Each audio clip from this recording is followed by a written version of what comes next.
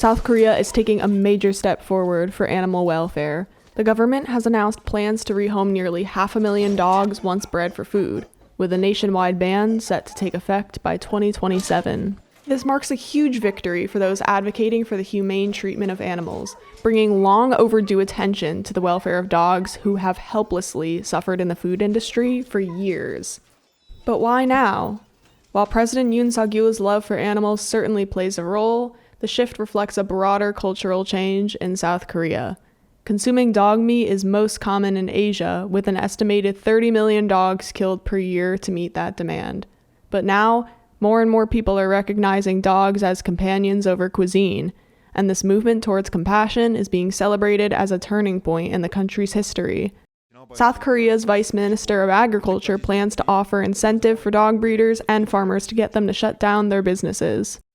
Although many are concerned the remaining dogs might be euthanized, I can certainly say that's not our plan. But it's not a simple change, and the dog meat trade is complex. That's why Humane Society International is working at the local level to introduce bans.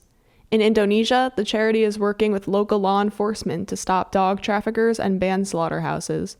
So far, over 50 local bans have been enacted across the country. Other countries like China and Vietnam are also facing pressure to reconsider the practice of eating dog meat. But this issue opens up a larger question. Why do we draw the line at certain animals? Across the globe, cows, chickens, pigs, and even horses continue to face inhumane conditions. Confined spaces, cruel transportation, and slaughterhouse practices are common. Why is it that some animals, like dogs, are starting to be afforded protection while others remain in these harsh environments? These practices are deeply rooted in cultural value and tradition. In the United States, over 75 million people are dog owners, more than any other country in the world. Dogs in the US are referred to oftentimes as man's best friend, whereas cows have been bred for centuries to be a constant source of food. This isn't just about one species. It's a wake-up call for how we treat animals across the board. The same compassion we show to dogs needs to extend to all animals who are part of the food system.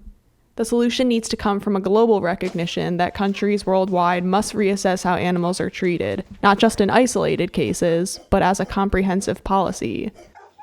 South Korea's move is a win for animal welfare, but it's just the beginning. A better future for all animals is possible, but for now, South Korea's transition will reshape not only the country's culture, but the future for hundreds of thousands of dogs.